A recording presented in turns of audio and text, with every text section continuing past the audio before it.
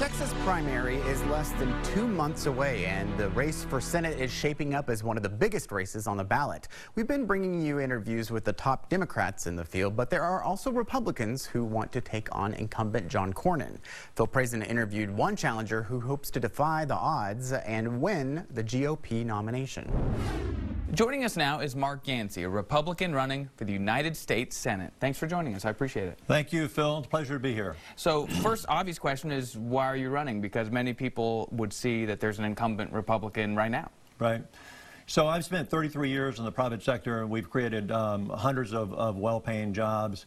I want to take that same concept to Washington. We fervently believe that Washington is broke. It is so politically charged. Nothing's being accomplished up there.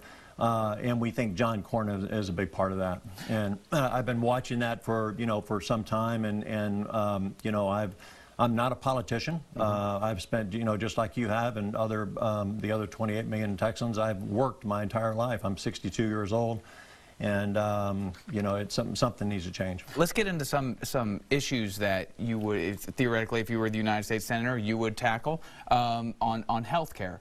Are we doing the right thing now? No. What should we do? Well, first of all, Medicare for all is not an option. What I'd like to see done is I would like to see it move to the state level, and I'd like to see it regulated at the state level. And I would like to see, if I was in the Senate, the insurance companies collectively in the medical, just in the medical group insurance and individual insurance only, racked up over $48 billion in profits in a fiscal year ending in 2019. I'd have every one of those CEOs sitting in front of a committee asking them, what in the heck are you guys doing?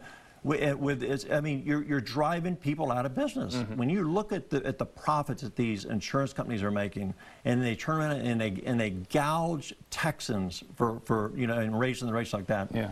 Where is Senator Cornyn speaking out about that? Let's move to immigration real quick, because that is the perennial issue that nobody seems to be able to figure out a long-term solution to it. What should Congress be doing right now, and the United States Senate doing right now that they're not doing? Well, first of all, we should all be wrapping a blanket around President Trump and thanking him for what he's done. There's no president that's made as much progress at the southern border than President Trump. And he got pushed back from the House on the wall, so finally he found out a solution, a way to get through budgetary measures to start on the wall. So you're a fan of the wall? Is this absolutely? And although that's still not perfect. I mean, it's still porous. We now have learned. In fact, I was just over recently with a DEA agent, and unfortunately, that's not perfect. But what it does do, it's extraordinarily much better than what we've had in the past, and it's a step in the right direction. The biggest issue, Phil, we have is drugs, and they're coming into the country. We have this DEA agent shared with me. We have 100 tons of 100 metric tons of heroin that came into the United States in 2018. Now think about that. And so the other thing I said that doesn't even that's crazy. And so I said, well, so how is that being disseminated? He said, Mark, listen, I can't say much, but listen, I can tell you that these cartels have offices in the United States.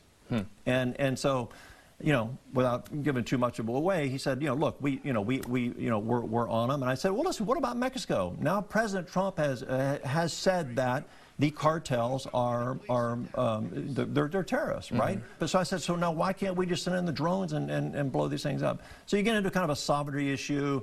The Mexican government is everyone knows, this is no secret to anyone, it's a very corrupt place all the way up to the presidency. So you're going to have to get cooperation from the Mexican government in order for us to use our military to know where these meth labs are in Mexico that are feeding all this stuff back to our kids back in the United States, to send in drones and blow these damn things up. Well, Mark Yancey, thanks so much for joining us. I appreciate it. Thank you very much, Phil. There are a few key dates you need to know for the Texas primary. The deadline to register to vote is February 3rd. Early voting in the primary kicks off on February 18th and ends on the 28th. Election Day is March 3rd. Thank you again for joining us for State of Texas. I'm Josh Hinkle. We'll be back next week to bring you an in-depth look at Texas politics.